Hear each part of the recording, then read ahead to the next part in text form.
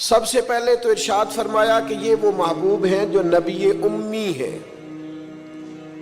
نبی پاک صلی اللہ تعالی علیہ وسلم نے کسی مدرسے سے پڑھا نہیں،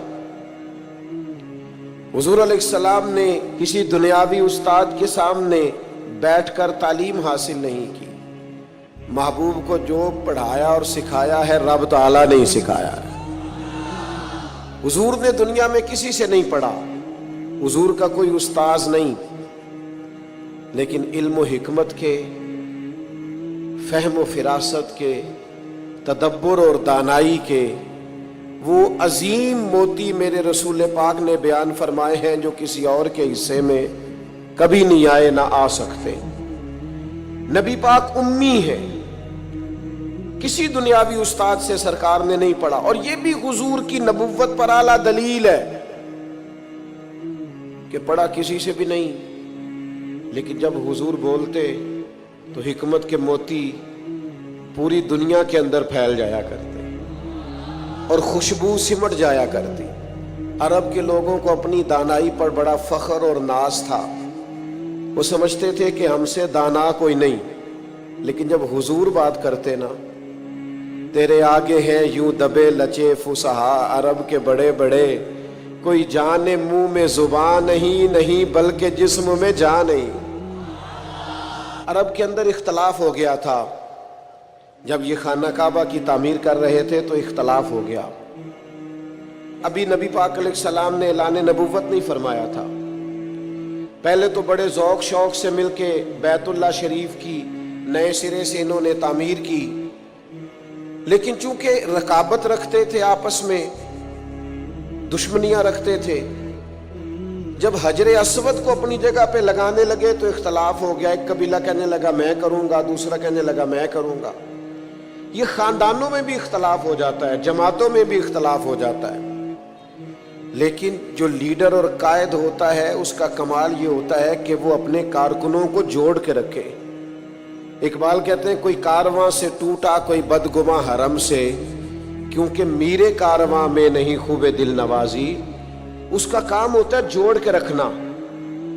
اب ان کفار کے درمیان، قریش مکہ کے درمیان اختلاف ہو گیا، ایک قبیلہ کہتا ہے حجر اسود میں لگاؤں گا، دوسرا کہتا ہے میں لگاؤں گا۔ ایک سیاںا بندہ بولا، کہنے لگا لڑو نہ، کل جو سب سے پہلے حرم شریف میں بیت اللہ میں داخل ہو اس سے فیصلہ کرا لو۔ وہ جس قبیلے کے بارے میں کہہ دیں گے وہی حجر اسود کو نصب کر دے گا۔ اللہ کی شان یہ کہ صبح سب سے پہلے حرم میں رسول رحمت داخل ہوئے صلی اللہ تعالی علیہ وسلم۔ اب تو یہ سارے خوش ہو گئے کہ یہ تو صادق اور امین ہے۔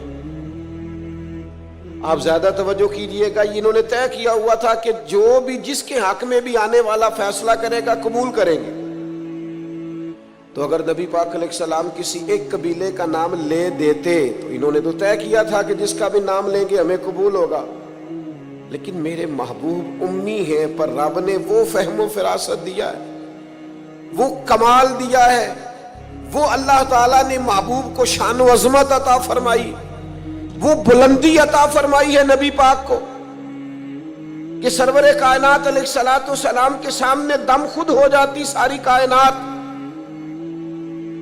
حضور نے فرمایا کیا جھگڑا ہے؟ کہا جھگڑا یہ ہے کہ ایک قبیلہ کہتا ہے حجر اسود میں رکھوں گا، دوسرا کہتا ہے میں رکھوں گا، اور کچھ نے تو پیالے میں خون ڈال کے قسم بھی کھا لی ہے کہ مریں گے یا مر جائیں گے، لیکن حجر اسود کسی اور کو نہیں رکھنے دیں گے۔ حضور نے فرمایا یہ لڑائی ہے تمہاری؟ کہا ہاں۔ تو محبوب نے اپنی چادر مبارک کو بچھایا، حجر اسود کو اٹھا کے چادر میں رکھا، فرمایا لڑو نہ، سارے قبیلے ہی چادر کا ایک ایک کونا پکڑ لو۔ 12 کے 12 قبیلوں نے چادر کا ایک ایک کونا پکڑا، وہ اٹھا کے لائے جہاں رکھنا تھا۔ محبوب نے اپنے ہاتھوں سے اٹھا کے جو رکھا نا حجر اسود کو، اور پھر پلٹ کر ان کے چہرے دیکھے تو حضور کے فیصلے پر سارے راضی ہو چکے۔ یہ دانائی، یہ تدبر، حضور امی۔ اور ایک اور بات بھی، ہم اپنی نسلوں کو مطمئن نہیں کرتے، ڈانٹ کے چپ کراتے ہیں۔ اگر ذہنی سطح پر کوئی سوال ابھرتا ہے، گھر میں کوئی اختلاف ہوتا ہے، تو ہمیں دلیل کی طاقت کے ساتھ سامنے والے کو مطمئن کرنا چاہیے۔